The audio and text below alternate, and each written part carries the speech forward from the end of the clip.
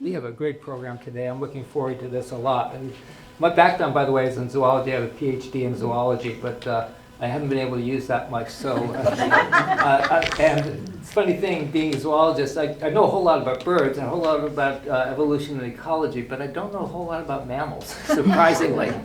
So that's why I'm looking forward to this. So Zuriel van Belle is she's the director, I guess, director, is that the word, of the Portland Urban Coyote Project. She's also a geographer, focuses on plants and animals and places, and I'm going to let her do the rest of the introduction for herself. So anyway, Zuriel. Thank you. Hi, everybody. I'm really excited to be here because I've actually wanted to come to one of these potlucks for a really long time and brought my veg household with me. And so it's extra special to be here talking to you all. And before I get started, I would love to see by a show of hands how many of you have seen a coyote before in the metro area. Okay, great. And then how many have seen one more than once?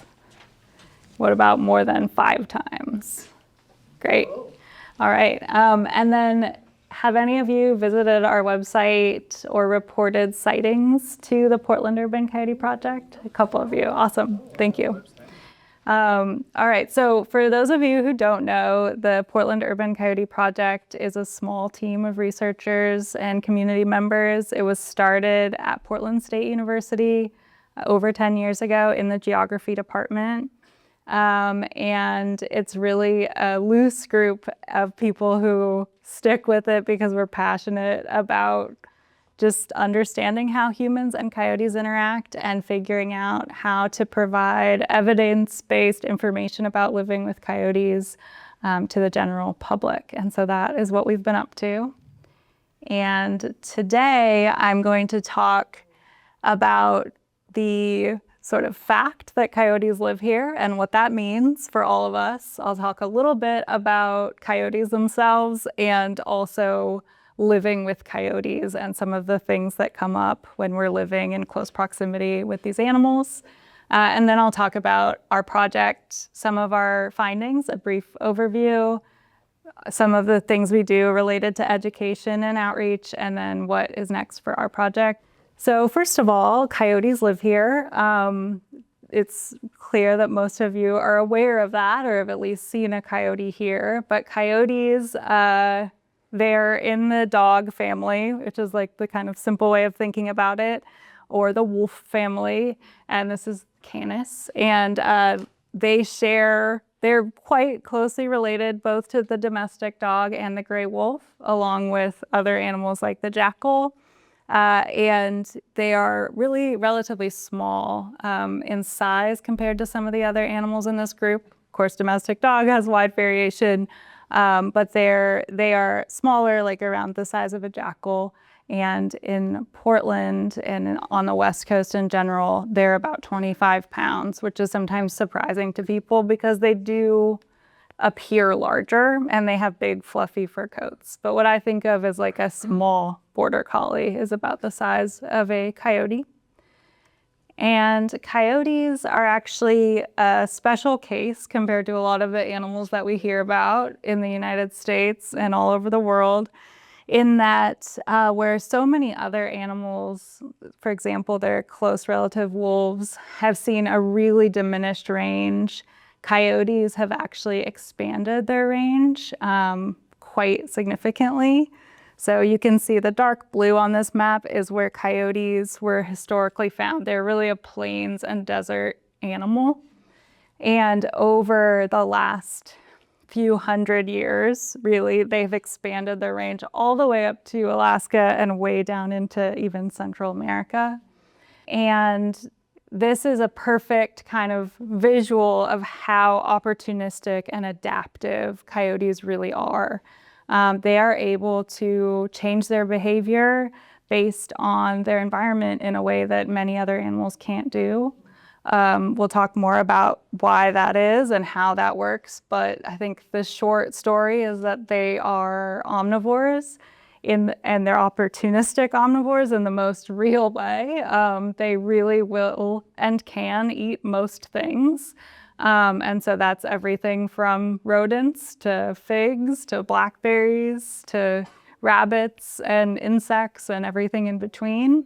And that keeps your options pretty open. That distinguishes them from something like a wolf who usually hunts in a group and takes down large prey. And that makes you a lot more dependent on larger spaces and these, ungulates that may or may not be around as habitat is constricted. And so this is kind of an interesting story where wolves and coyotes were both hunted massively, killed by the millions. But coyotes, while they were subject to those same bounties, were able to persist and spread. And again, that has a lot to do with the wolves being gone and also the coyotes being able to expand their kind of sense of what their habitat is from just deserts and plains to everywhere in between, including our urban areas. And so this is our map, and you'll see it populate as I sort of add the years of data that we've had. So our project has been collecting data, for over 10 years. And we have over 20,000 observations in the Portland metro area from community members. So we just have a website, portlandcoyote.com. People find us mostly through Google by just searching for Portland Coyote. And that's great because often those people have questions. And so on our website, you not only can report your encounter, but you can learn more about what, if anything, you should do. And we'll talk more about, the kinds of experiences people have and questions that they have and how we've tried to answer them. But coyotes make a great living here in the Portland metro area, and they've been here since at least the 1980s. And we think that their population is relatively stable. And so even if you haven't seen them in your neighborhood or you've just started seeing them in your neighborhood, they have probably been in your neighborhood for a long time. There are a lot of sort of behavioral and environmental reasons why you might start seeing them or not seeing them, but you can feel pretty confident that there are coyotes in your neighborhood that also think of it as their home. So a tiny bit about coyotes themselves, and we can dive in as people are interested more on any of these topics in the question answer, but coyotes live in family groups. That's a father and a mother, essentially, and they're multiple generations of offspring. Not all of the offspring stay with the coyote family. Some disperse, but some do stay for multiple generations. And so you'll have older sibling coyotes helping to raise the younger pups with the two parents who are in charge. It's very familiar to our own kind of style of social child rearing.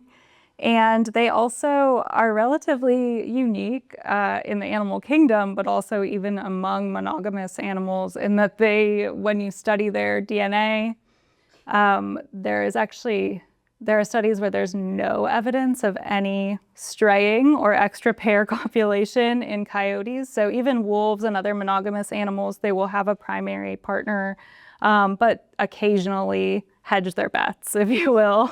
Coyotes seem to be very loyal until the death of one or the other partner. And so that's just an interesting, relatively unique quality, especially in mammals. And it's, it's charming, let's be honest. And so they have these tight-knit families, but they often hunt alone. They hunt or forage alone, or in a loose pair. And so while you may see coyotes in a group, especially a group of young coyotes that are litter mates, most people are seeing coyotes on their own, which gives the impression that they aren't living in this family group, but that's the most common kind of arrangement. And they produce one litter a year. Their pupping season starts, they sort of start breeding in the winter and then start having the pups in the spring. And this is a really helpful kind of way to think about the coyote over the year, especially as we relate to them in urban environments, because their behavior is different, depending on the season. So in the winter and early spring, they're focused on breeding. Many of them already have their lifelong mate. Some are looking for their mate. And this can be a time of a little conflict because they're sort of interested and looking around. But it's usually a time where we see a lot of coyotes. We get a lot of reports of coyotes, but not a lot of reports of conflict between people and coyotes. They're kind of just out and about.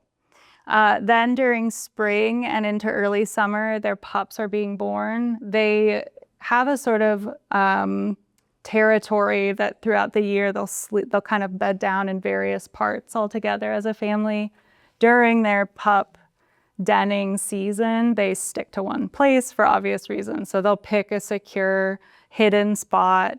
This is often like literally a hole, but it also can be something as simple as like a not very used deck. We will get reports from people that a coyote has decided that their unused sort of back deck is a safe spot. And, sometimes it's great because those people are willing to just say, you know what, we'll just avoid them, let them do their thing until the pups are a little bit older and they move on. And that usually works pretty well. And so from our perspective of providing education, this is a great opportunity to say, hey, like if coyotes are in your area, and especially if they're behaving a little bit more territorially in the spring, so they maybe are standing and watching you more or trailing you with a dog, which is a very common behavior we hear reported in the spring, it's probably because they're feeling a little threatened because there is a den that they're tied to at that time. And that's not the case most of the year. And so if you can wait it out or avoid that area just for that period where they can't really move their pups, that's the best advice that we have. And so we're kind of just coming out of that season now where we hear about a coyote, stalking a dog. And in a lot of cases, this time of year, we can feel pretty confident that that's actually the coyote basically following the dog to watch that it is not, in fact, going to its den and instead leaving the area. And so just understanding that as a dog walker or as somebody in the area can help you interpret the coyote's behavior. Is this coyote overly bold and habituated, or is this coyote just really worried that you're gonna try to get at its pups? Then into summer, they're rearing their pups, but they're a little bit more flexible. As the pups get older, they can move them, and so they're able to move if they need to. And then into the fall is dispersal. So this is when the pups are adolescents, and some of them are going to disperse from that family group and move along and look for their own family to start. And this is a really important time for us from a sort of proactive management perspective, which I'll talk a little bit more about later.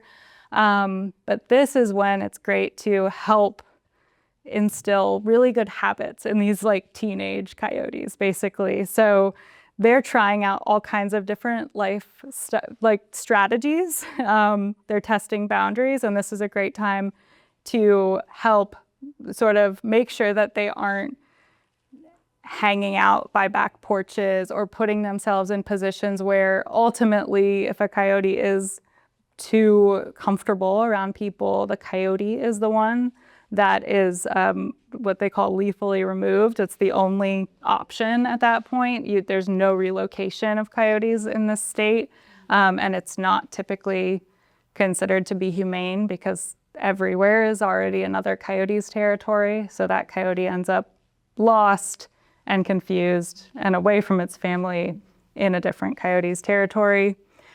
So we do everything we can to avoid coyotes getting into that position. And during the fall, during dispersal is like one of the best times to do that. So in the spring, I say give them grace and space if they're kind of like checking you out or not leaving an area, but in the fall is a great time to clap, yell at them, make sure you're not leaving food out, and help them really understand that the best way to live well in a neighborhood is to stay wild and kind of out of the human occupied areas.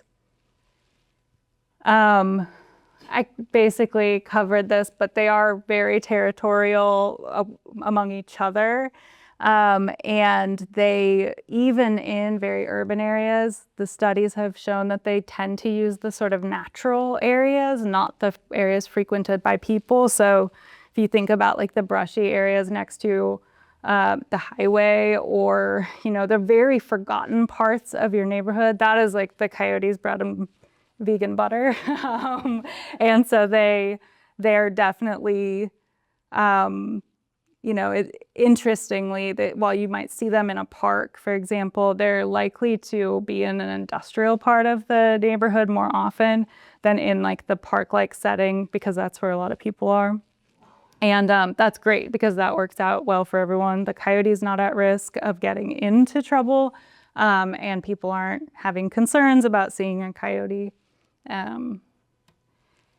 Their diet, like I said, is very omnivorous. There's a very cute video of this coyote eating a watermelon, just to show that coyote's diet is so flexible. You know, it reminds me of what humans are able to do, but we're talking even more because they can tolerate carrion, roadkill. So they typically prefer things like rabbits, squirrels, and rodents.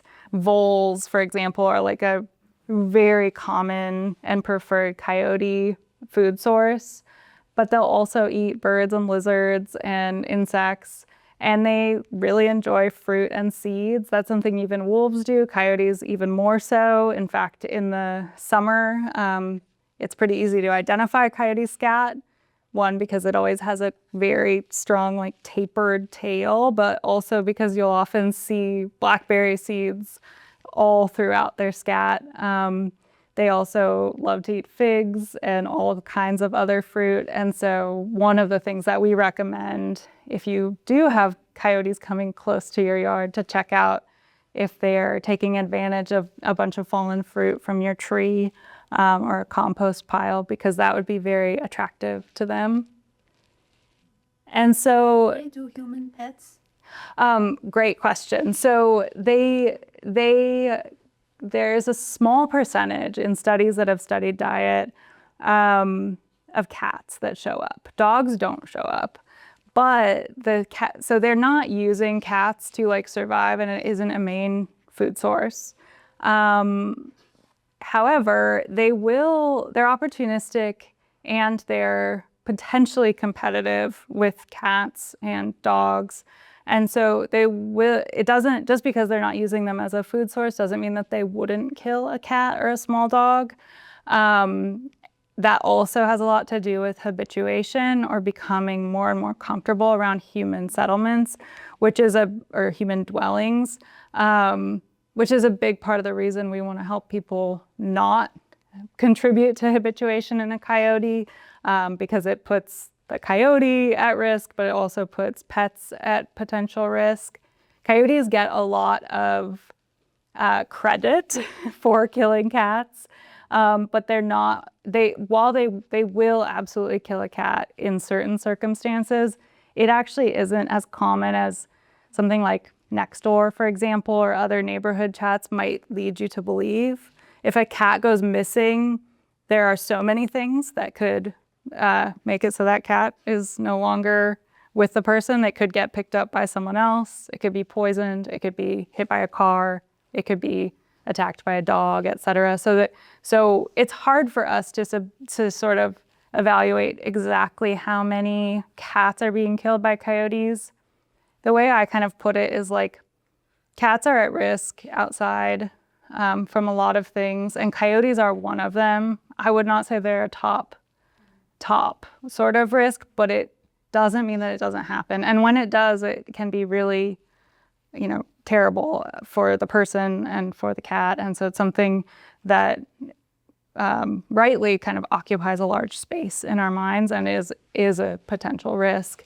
But it's a pretty widespread myth as far as like that coyotes are living off of cats or like really capitalizing on that as a food source. That's not something that we have evidence for.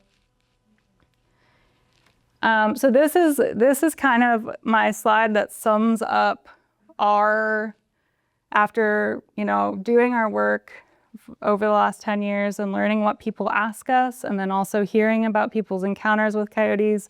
This is our best effort at summing up our advice about how to live well with coyotes in an urban area. And so the way we put it is that it's really to keep everyone safe, people, pets, and coyotes. Coyotes are not really dangerous to people. The risk is very low, though they do have teeth.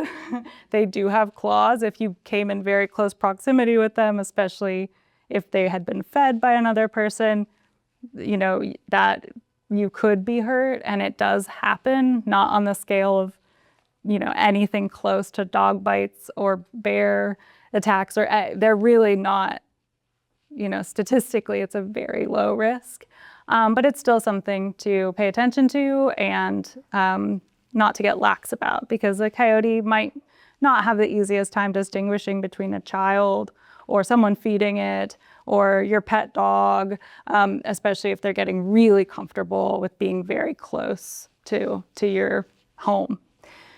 And so if you remember nothing else, or if you pass on nothing else to others about coyotes and living with them, we just say, don't feed coyotes. And that includes removing potential food sources. And so that's, taking in cat food, for example, which is a fantastic food for a coyote. Closing, like, this is maybe less relevant, but scraping barbecues off, closing compost, closing trash, making sure that you're not attracting large quantities of rats or rodents to your yard. And this isn't just for you, but it's also for the coyote and the general public, to make sure the coyote is not getting used to being near people. So even if you really like coyotes, I'd want them in your yard, which I totally identify with. It isn't good for the coyote.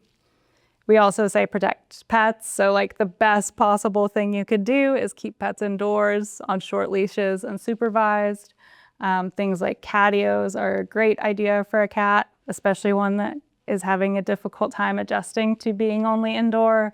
And a catio, for those of you who haven't heard of them, are these enclosed patios that let the cat experience the outdoors, but without being able to kill birds or being subject to any of the other risks of living outside. The other kind of key thing is scaring off bold coyotes. And this is, again, much more important in the fall and winter. But if you see a coyote, especially one that is walking nonchalantly down the street in the middle of the day or lounging around, you're doing that coyote a huge favor if you scare it off. So that's making loud noise until the coyote leaves the area. So you do have to win. And that's an important piece, because if you teach the coyote, oh, that funny person like yells, but they're not really committed, and so I just kind of stuck around and they left, that actually teaches the coyote the wrong message, which is like humans are, nothing to really worry about. And it can be counterintuitive. When I see coyotes, like, I'm a coyote, I focus on this for my work. I like to see them, but you really should scare them away. The more you like them, honestly, the more you should scare them away. And if you don't like them, it probably isn't too hard to scare them away. Yeah. So you're banging your pot and pan. Would you chase them away, like run after them? Yeah, I think like I'd say like I kind of, on our website, we have a little scale of like kind of escalating hazing, and banging a pot and pan is great. I like a whistle because it's just like easy to have on you, blowing like a storm whistle. Some people say air horn. For me, that's so loud. But if you need it, to do it. And then what I'd escalate to before running like near them is like you can open your jacket or even throw like small pebbles or sticks toward them. Like you don't need to try to hit them, but just like sort of showing them like, I'm serious. If you're in your yard, like spraying a hose is a great way to deter them. So just helping to, it's sort of like opposite training. They are related to dogs. They learn quickly and well, especially when food's involved. And so you're wanting to train them to stay wild versus train them to be more tame. And in cases where there's like very bold coyotes, we will say like, if the situation, if it makes you more comfortable, it is reasonable to carry pepper spray. It's a rare case where that would actually be needed, but I'd say that would be like the highest escalation. Yeah. Are there sound frequencies that will only bother the coyotes? That's a great question. So he was asking if there are sound frequencies that only bother the coyotes. The thing with coyotes is like because they're so adaptive, they will get used to most things. So I think it's like, in short, not that I know of, but also it's like about varying it. So, one day pots and pans might work and then they're like, I'm used to that now. And that person's not actually doing anything to me. And so then you'd want to try something new and different. And so I'd say like novelty is probably the best option.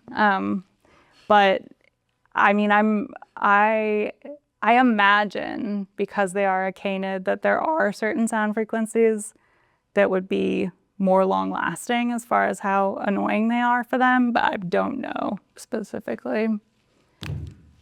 And then the last kind of like tip, which is not, it's kind of an add-on. The top 3 are really what we want you to know, which is don't feed them, protect pets, and scare the bold ones away.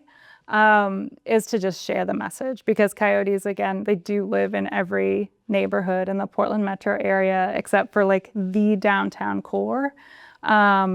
But even in Goose Hollow or Northwest Portland, if you're familiar with those areas, Southwest Portland by PSU, they venture into those areas. So they're really everywhere. And so it's really important that people share this information, because it really only works, it works the best if everyone in the entire neighborhood follows these guidelines. Every time a coyote is experiencing a person, it's getting the same clear message, which is not, they can't be here. We know they live here and they do a great job slipping by. You probably all walked by coyotes and not known it. I know I have. They're very good at sort of occupying another part of the same space. But it's important that they're not getting mixed signals from people, because if one person is feeding and taming a coyote, that coyote easily could try to have the same experience with somebody else and end up reported and potentially killed, which really doesn't get at the root problem. Another coyote will just, come into that space and start being fed, and it will happen again. And so it's really important that everyone has the same approach to coyotes, which is like training them to stay wild, which is what they tend to do anyway, unless they are getting like food sources and getting very used to being around people. Yeah. I think I heard you say that the population is not increasing. That's right. So we don't have any reason to believe it's increasing. You don't have any counting strategy, so how do you know it's not increasing? Basically, so when I go into our like research findings, you can see some of our patterns. Our data, like you're saying, it's not individuals, like it is instances of seeing a coyote, and so there are limitations with that. But even just from like a population dynamics perspective, coyotes moved in about 50 years ago, and there are only so many resources that they can take advantage of. And so the Portland metro area, like anywhere else, has a carrying capacity for coyotes. It has a certain number of coyotes that can make a living here. That can fluctuate, especially with subsidies, or like, all of a sudden, if a restaurant is putting a bunch of food out consistently for years, and that's an easy place to access food, that could affect the coyote population minimally. Like it could have slightly larger litters, they could spread slightly more, but there is, coyotes families have like about a 2.5 to 5 mile territory typically in an urban area, which is smaller than a rural area, which makes sense because there are more concentrated resources in urban areas, so more coyotes can fit in. But there's a limit to that. And so we don't have any evidence that says that the numbers are increasing. And from like a sort of ecology perspective, we don't have any reason to think that they are. There's yearly fluctuation. So it's like the coyotes moved into this area, were able to take advantage of this type of ecosystem, like an urban ecosystem. But then after probably the first 10 years, the population numbers have probably remained relatively stable with some local variation. Does that make sense? So based on your sightings, based on people's reported sightings, you think it's not increasing? It's both the patterns of sightings that we receive and just a general like ecology perspective on coyotes. The best way to like really bear that out would be like a long-term camera trap study or radio collaring study, which is not something we've done here. But in other places, like Chicago has a huge urban coyote ecology project. That's what they found, is that relative stabilization. So coyotes have moved into lots of urban areas in the last 50 years that they weren't in previously. There are some urban areas where they've been there all along, like Los Angeles. But in these places where they've done less human coyote interaction work and more coyote ecology work, that's what they've found, is that relative stabilization. And so one of the other things that we say to folks is just whether you love coyotes, hate coyotes, or don't care, tame coyotes are not good. So coyotes that are comfortable around people get into trouble and could hurt someone, but more likely will end up dead. And this is our way of trying to speak across the whole community and talk to a neighborhood as a whole. It kind of doesn't matter what your personal feelings are about coyotes. Our advice is always going to be the same. And that has a lot to do with the coyotes themselves and how they respond. And so now I will briefly talk about our research and then leave some time for questions.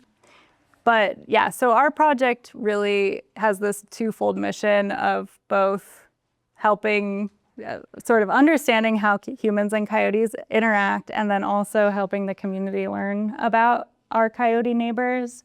And we do this by analyzing, collecting, mapping the encounters that people report to us and providing always free, accessible, and evidence-based information about living with coyotes. And so, like I mentioned, we have tons of data at this point, and it really does help us see when and where people see coyotes, what the coyotes are up to when we see them, and how people feel about seeing those coyotes, which is an important piece for us when we're thinking about the educational element and how to make sure we're speaking to people from all kinds of perspectives and experience with coyotes. So you saw this map before. This just kind of shows how widespread coyotes are across the city. The lighter dots are daytime sightings and the darker dots are nighttime.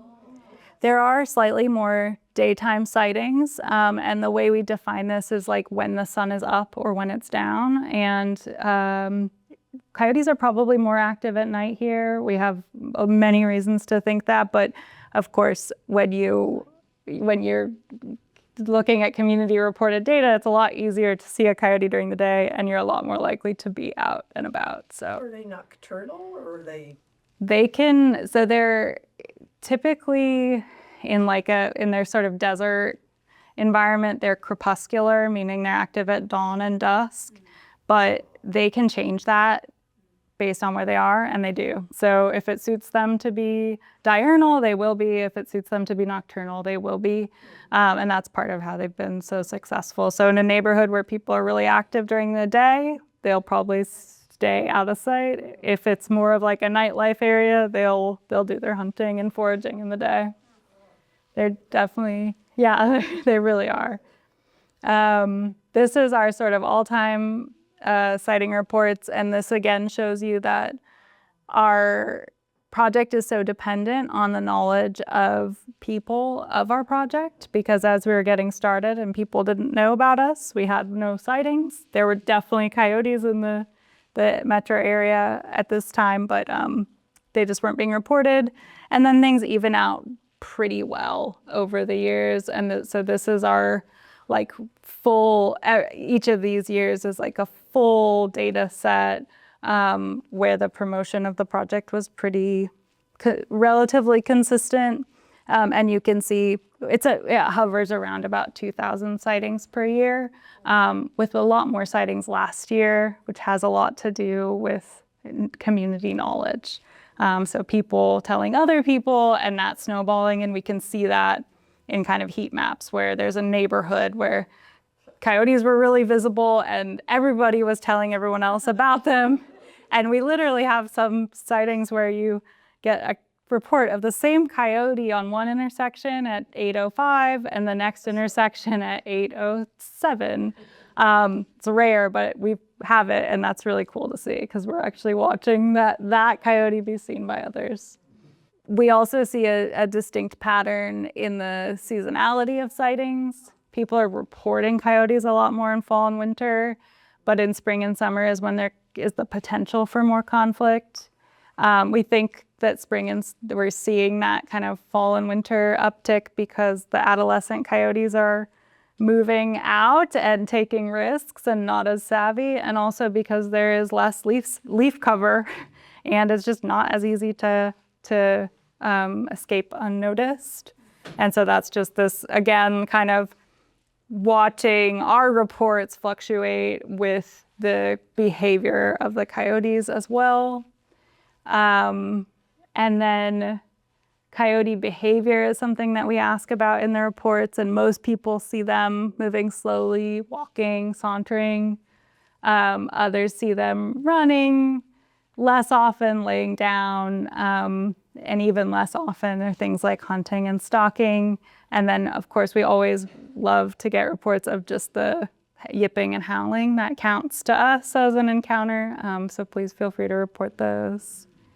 We mostly get reports of single coyotes, but as I mentioned, they're in family groups, but they're just kind of on their own. This is a sort of word cloud of the words that come up for folks about coyotes in their reports. And so you can kind of just see, like, pets come up a lot, people out walking, people enjoying the coyotes, thinking they're cool or beautiful, and some people being worried or concerned. And you can see that borne out with this kind of, we ask about how people feel about their sightings, and a lot of people enjoy their encounter, but some people do not enjoy it or have mixed feelings. And when we dive into that, we see that a lot of times people say, well, I mostly felt positive because I love wildlife or coyotes. Some people primarily associate with negative feelings. People will say that they were concerned for pets or neighborhood safety, which completely makes sense. And then some people say that they weren't worried about the sighting because the coyote was minding its own business. And interestingly to us, these reasons also overlap. So someone might feel both that they love wildlife and that they're concerned for their pets. And so that's something we try to address with our education. I do want to check in. Do we usually end at 7? Oh, you can go to 7:30. 7:30, okay. So I'll just do a tiny bit more about how we try to get our word out and then just make sure that there's time for questions. So what we call our work is proactive management. And the idea is that before becoming wildlife managers that are putting our hands in and literally moving these animals around or removing them from the environment, we want to get out there and manage things before there are any problems that arise. And with coyotes, that's in theory relatively straightforward, because if you kind of follow these basic tips and the whole community does, there aren't a lot of reasons that you'd need to go onto the ground and trap or kill coyotes. Now, getting that message out and having people implement them by not, feeding coyotes or by protecting their pets is a little bit less straightforward. And so a big part of our work is looking at the human side of human-coyote conflict. And in a lot of cases, the conflict can be just someone seeing a coyote and being unsure what that means, or not having experience and thinking, the coyote is lost, or the coyote is dangerous or out of place. And so our goal is really to provide information to sort of get out ahead of these kinds of experiences and help reframe them not as conflicts, but as a normal part of living in an urban ecosystem. And so we know that removal of coyotes is not feasible, and I'm happy to go into that in more detail if people are curious. But the basic idea is there's always more coyotes that will come in, and even after these massive extirpation efforts and bounties on coyotes, not only did coyotes not reduce the number, but they spread more. And so it's logistically not feasible, and of course ethically there are a lot of questions as well. And so coyotes are here, they live here, and the best approach for everyone is to sort of learn to adapt to that. And I think that, I understand for some people that is something to adapt to. And I think it is good to give people the time they need to understand that we're in an urban ecosystem that does involve an animal that could put your pet at risk, for example. And so helping walk people through the process of how to protect their pets and just provide more information. So, coexistence is pretty much the option, and it really is relatively simple. It's following those steps of not feeding coyotes, protecting pets, and hazing bold coyotes.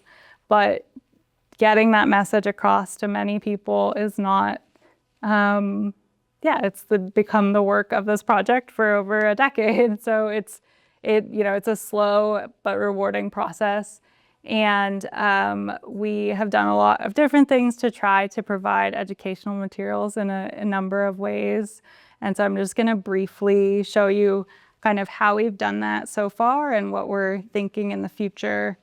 And so the first thing that we do is we make sure that we have flyers available on our website to print and to provide to people. Everything from kind of a general message of the top tips to more specific messages like don't feed coyotes, especially in areas where we are getting a lot of reports about habituated coyotes. When coyotes are approaching people or lingering near, areas where there might be food sources, it's a good sign. It's a bad sign, but it's a good indication that the coyote is getting access to food, whether on purpose or by accident. This is something that we post around town in certain neighborhoods. You might have seen these flyers, especially like the Alameda neighborhood, which has had a lot of sort of highly visible coyotes, which causes a lot of concern and is a great opportunity to provide education, to let people know that coyotes do live here, and here's kind of what to know about that. We also have an online tutorial that's free. It's just like a click-through tutorial that people can take. And in this talk, I didn't talk a lot about, or at all about, like how to identify a coyote in the field, or some of the details of how they live in urban environments. But this tutorial does try to talk about more of that, where you can compare the sort of appearance of a coyote from other common canids and look at, this is like a coyote tail versus a fox's tail and that sort of thing. We also get a lot of requests to visit schools and talk to kids about coyotes, but that's not something, as a almost entirely volunteer-run program, we can really do as much as we wish we could. And so we've created this like workbook and curriculum kit that's free on our website where people can, it's kind of aimed around ages 10 and up, so middle school to adult. And it's another kind of packaging of the same basic information with some added sort of trying to hit some of those benchmarks in the Common Core curriculum so that teachers actually can implement it, and it serves their purposes as well because they, of course, don't have unlimited time. And so that is something we've tested in classrooms, and it did increase kids' knowledge. We kind of tested them before and after, and it changed their attitudes toward coyotes. So there was a significant large effect on their knowledge and a significant smaller effect on their attitudes. And so that's a tool that we have that we can now refer teachers and other people, homeschoolers, camps, et cetera, to use something like this. We also have these yard signs, which we have a number of partners on. And I put one out in the front of the room that you might have seen like by the little welcome table. And this is, again, just our like sort of unified message. And you can see all our partners that we all sort of signed off on this. Our project designed it. Everyone signed off on it, where it's like, this is something that all of these groups, from Oregon Department of Fish and Wildlife to the Humane World for Animals or Humane Society of the US, they recently changed their name. We all agree on this, Feral Cat Coalition, et cetera. And we think that's pretty powerful because these groups are not always in agreement on everything. But in this case, this is sort of, I think, a strong statement of like how straightforward and uncontroversial these tips are.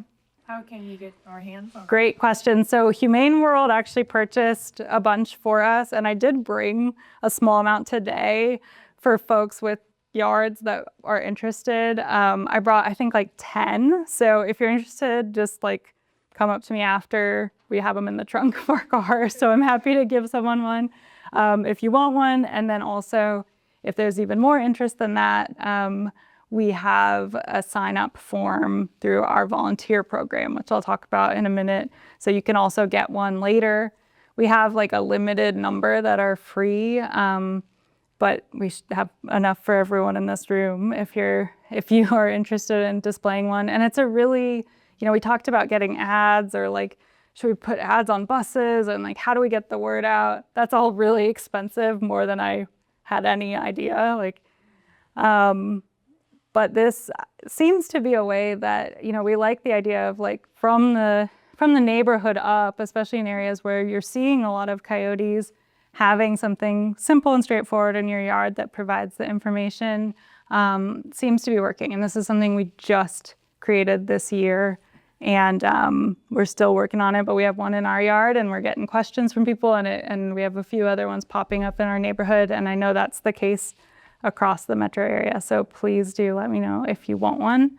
And I'm working on a way to get them into like either a store, a few garden stores, or maybe like at Bird Alliance, so that people can get them, from the general public. But I just haven't quite figured out the logistics on that yet.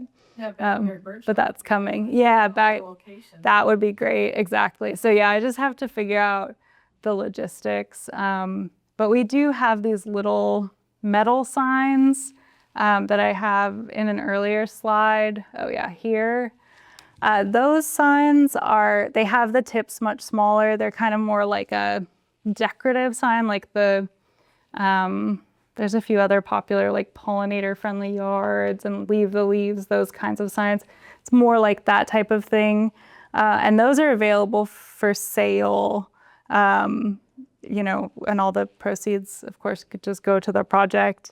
And they're available at Symbiop right now, which is a small like garden store. And on our website, there's probably a few left. But you can also always email me because it's really just me doing it. So, and then we also do things like Coyote Palooza, which is something that we started with ODFW and Humane World primarily last year. And then we've brought on a bunch more partners. And it's a once a year like street fair event by the PSU Farmers Market. The one this year was May 31st. And it's tons of fun. My sweet family comes and helps, and lots of different partner organizations come too. And it's really just like, it's almost like an in-person version of our tutorial. Like we have booths set up about all kinds of different coyote topics, and all Metro and Portland Parks and Rec and U.S. Fish and Wildlife, and all kinds of folks come to run the booths.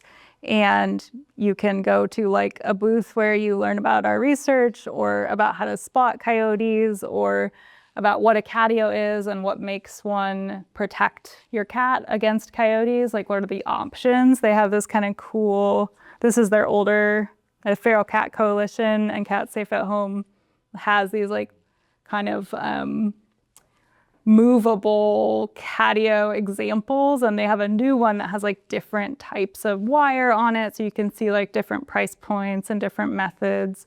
And they also have a catio tour that some of you might have heard of. It's through Cat Safe at Home, and you sign up and you can like, I think it's September 6th this year, and maybe it's a few weekends, and you can go to people's homes and see their catio setup. And so they have tons of good resources, and that really is an important piece of the puzzle for us, because cat issues are a huge point of conflict with coyotes. Whether coyotes are a huge, problem for cats or not, they do kill cats, and they do also, people are very fearful of that. And so helping to kind of bridge that divide has been an amazing partnership that we've had with the Feral Cat Coalition. Does the Feral Cat Coalition recognize that maybe the people that take care of feral cat colonies and the food that they leave out?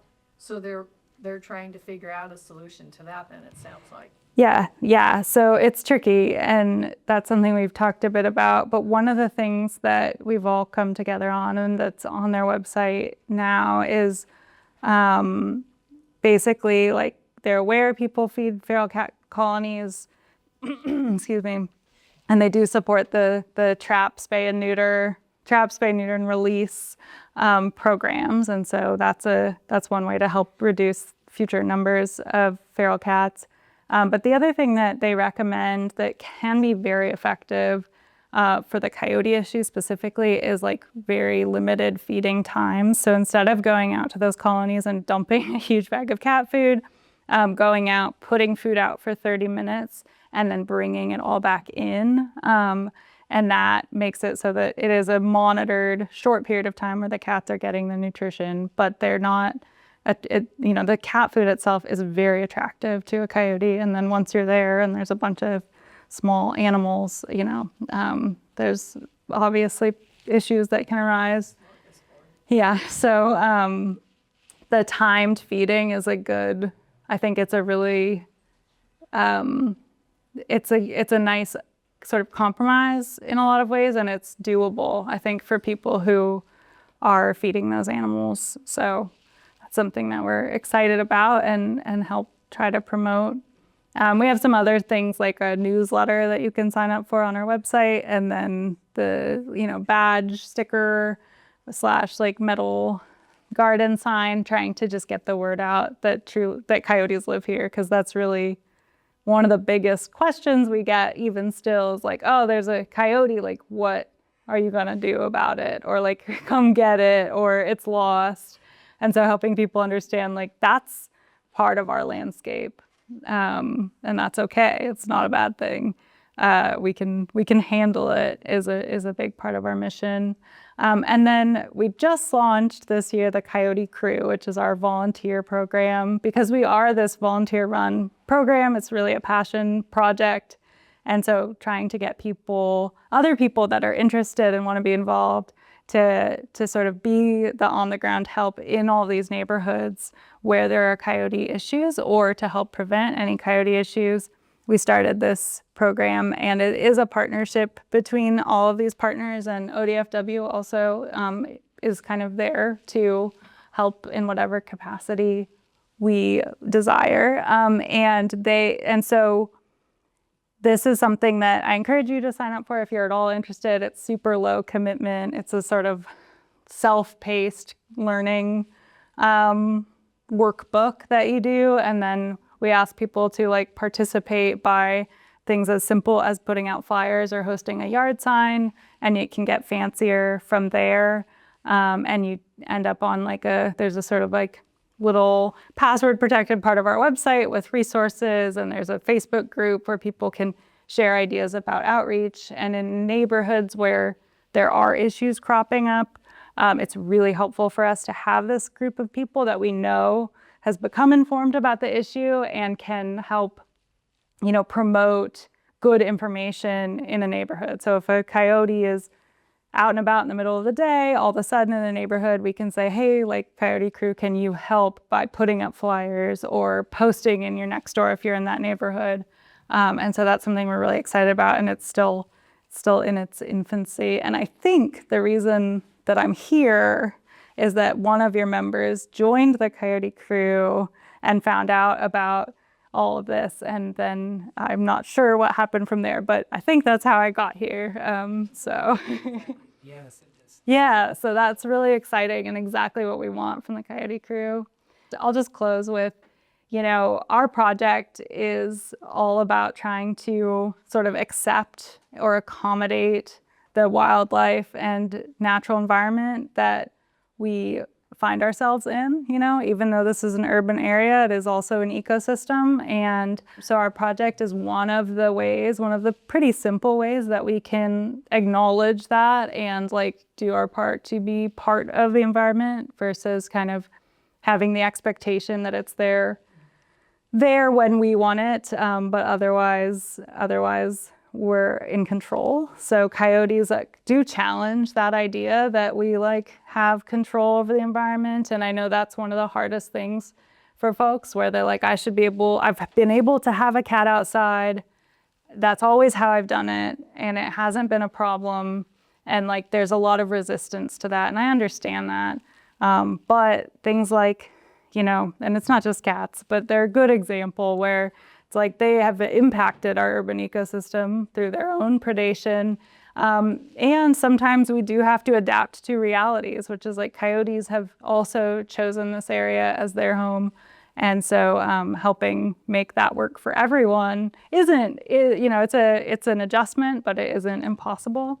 And so that's something that we're excited about trying to help people understand, along with many other projects that are doing similar or related things.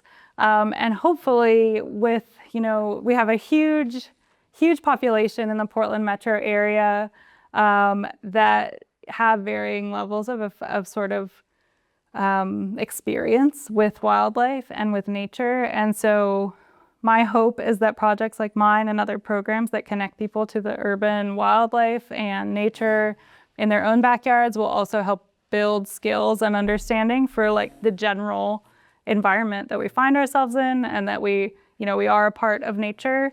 And so we learning to accommodate that in your backyard may extend to learning to coexist in general. But anyway, that's the hope. And so there's lots of different ways to get involved. And if you're really jazzed about coyotes specifically, I highly recommend this book.